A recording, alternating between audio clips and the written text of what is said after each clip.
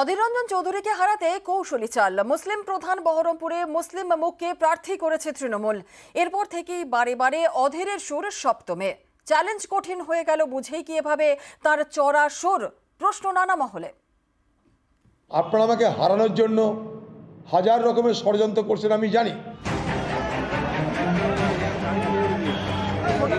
অধীর চৌধুরী 1999 সাল থেকে টানা বহরমপুরের কংগ্রেস সাংসদ। সেই মুসলিম প্রধান বহরমপুরে এবার তৃণমূলের বাজি মুসলিম মুখ। প্রাক্তন ভারতীয় ক্রিকেটার ইউসুফ পাঠান। পর্যবেক্ষকদের একাংশের মতে ইউসুফ পাঠান সংখ্যালঘু ভোটে ভাগ বসালে অধীরকে কঠিন চ্যালেঞ্জের সামনে পড়তে হবে। তাই কি বারবার অধীরের চড়া সুর? আপনারা আমাকে হারানোর জন্য হাজার রকমের ষড়যন্ত্র করছেন আমি জানি। প্রার্থী নির্বাচন থেকে আরম্ভ করে আমার এমপি ল্যাডের টাকা খরচা করতে না দেওয়া। তাই যদি হয়, বাংলার সর্বশক্তিমান মহিলা চ্যালেঞ্জ করছি, যদি আপনাদের না হারাতে পারি আমি রাজনীতি করা ছেড়ে দেবো। আর আপনারা যদি হারেন, আপনারা বলুন আপনারা আর বাংলায় রাজনীতি করবেন না। হোক চ্যালেঞ্জ, এটাই আমার গর্জন। আর এই গর্জন, এই তর্জন আমি এই এলাকার মানুষের দুয়া আর দয়া, তাদের উপরে আমি নির্ভর করি। এখানে দুটো কংগ্রেস আছে এখন দেখছি, একটা ইন্ডিয়ান ন্যাশনাল কংগ্রেস আইএনসি আর একটা এআরসি অধীর রঞ্জন চৌধুরী কংগ্রেস।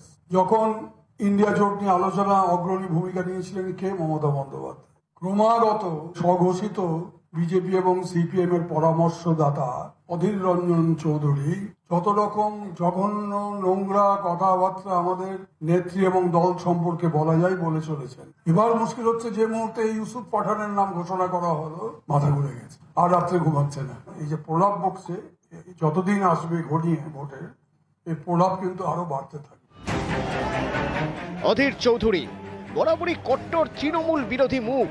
24-এর ভোট যুদ্ধে অধীর প্রথম থেকেই চাননি বাংলায় তৃণমূলের হাত ধরতে।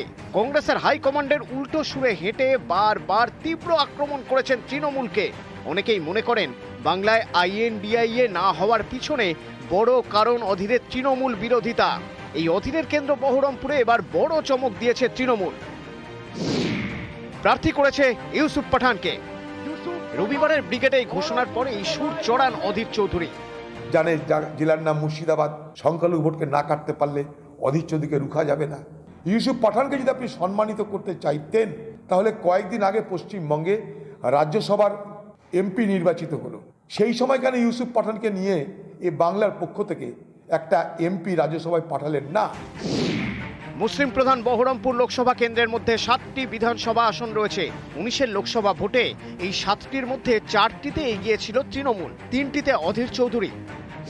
বড়োয়া, কান্দি এবং বহরমপুর। এর মধ্যে কান্দিতে মুসলিম ভোট 58%, বহরমপুরে 53%, বড়োয়ায় 41%। একদিকে এই অঙ্ক, আরেকদিকে তৃণমূলের মুসলিম মুখকে প্রার্থী করা। এতে কি অধীরের কাছে অঙ্ক কঠিন হয়ে গেল? কড়া চ্যালেঞ্জের মুখে পড়তে চলেছেন বুঝেই কি তিনি পাল্টা সুর চড়াচ্ছেন? প্রশ্ন নানা মহলে। নিউজ 18 বাংলা।